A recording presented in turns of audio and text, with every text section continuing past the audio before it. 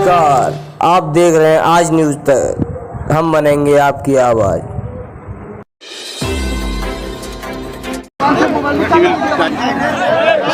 मधुबनी का है, ये ठीक है। हमारे राहुल भाई हम लोगों के बीच में पधारे हैं।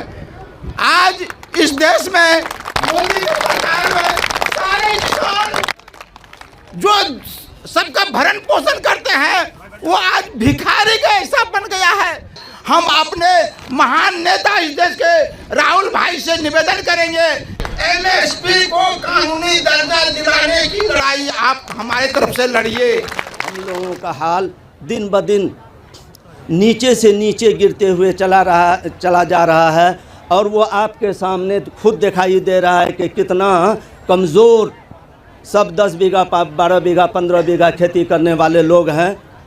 लेकिन सबका हालात को आप देख रहे हैं, अपने सामने देखिए कितने कमज़ोर और नहीफ हैं। मजबूर हो कर के ये किसान का आल औलाद पंजाब, दिल्ली, हिमाचल प्रदेश या दीगर दूसरे जगह जा रहे हैं, जो बड़ी दुख की बात है। और हम लोगों को एमएसपी तो सिर्फ सुनाई देता है, इसका कहीं दूर तक कहीं कोई अता पता नहीं चल रहा है। उत्तर प्रदेश में भट्टा परसौल एक जगह है, वहाँ जाकर मैंने ज़मीन का मामला, किसानों की ज़मीन का मामला जाके छेड़ दिया। उसके बाद हिंदुस्तान की पूरी मीडिया मेरे पीछे पड़ गई, बिल्कुल उनका बर्ताव बदल गया।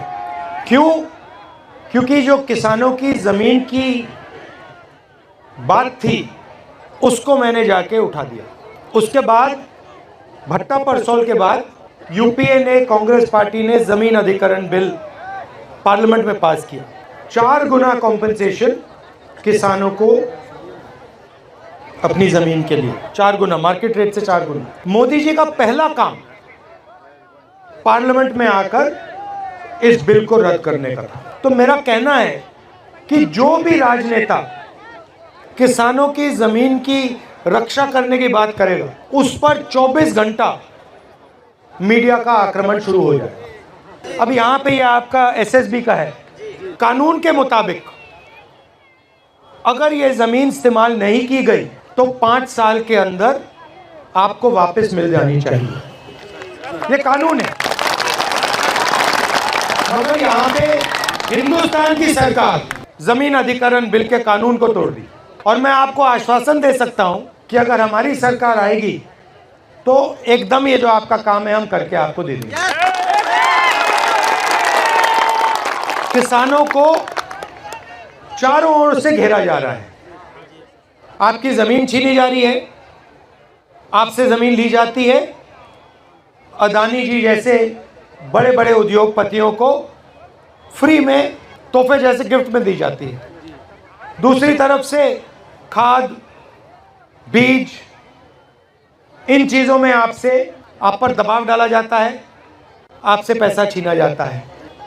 और अजीब सी बात है, मगर अरबपतियों के 14 लाख करोड़ रुपए कर्जा माफ़ हो सकता है, मालिया का कर्जा माफ़ हो सकता है, अदानी का हो सकता है, इन सब का हो सकता है, मगर किसानों का कर्जा माफ नहीं हो सकता। हिंदुस्तान के हर नागरिक की कम से कम प्रोटेक्शन होनी चाहिए। तो अगर हम किसानों की रक्षा नहीं